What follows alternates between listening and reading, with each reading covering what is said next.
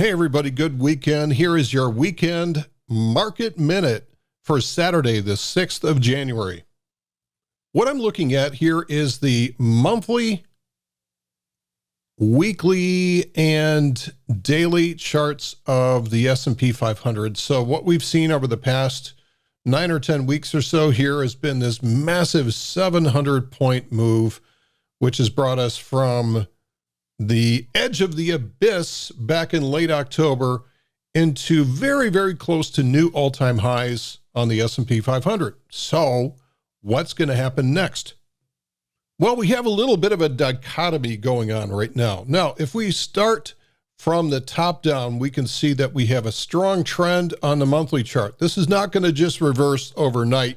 So for those people that are saying, oh my gosh, we have a double top, we're going to see S&P 2000 in 2024. I don't think that's going to happen in any kind of time frame that we care about. That's the equivalent of trying to do a 180-degree turn on a aircraft carrier going at flank speed in the Pacific. It's going to take miles and miles for this chart to turn around. So that's why I have rule number 1 of fractal energy trading, which says that larger time frames dominate the trend. So we should expect to see that dominant trend continue to the upside. Now, that doesn't mean it's going to be there 365 days a year. The problem that we get into the weekly chart here is that this straight line 700-point move has now moved the weekly chart into exhaustion. And the dichotomy that I have here is that the daily chart over here has now done the hard work. It's actually been very nonlinear price action over the last 2 weeks. It now is fully charged up. So which way is this energy going to go? This is like the child in the back seat on a long family trip, which bouncing off the walls wants to go somewhere. So can it go to the upside? Maybe, but I think the potential is very limited for the price to break to the upside. I think there's more potential for it to go to the downside because that would give some relief to the weekly chart.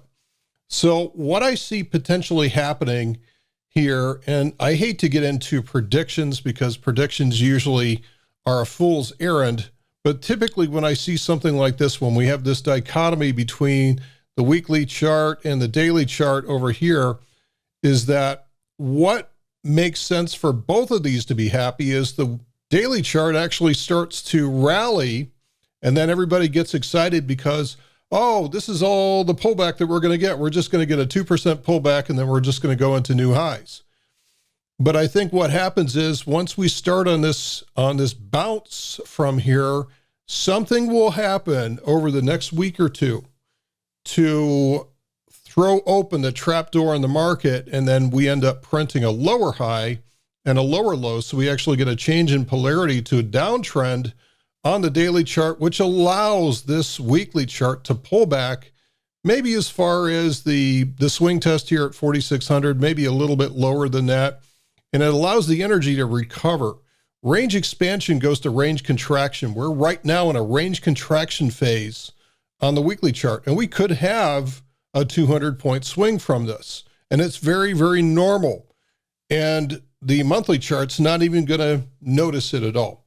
It's still going to continue chugging along to the upside. So this is the dynamics that happens at multiple time frames.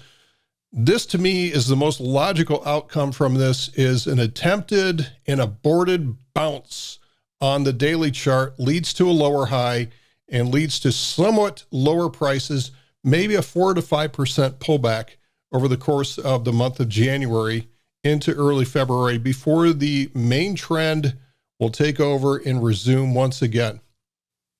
And that's it for my market minute for this weekend. Thanks for listening, and we'll see you in the next one.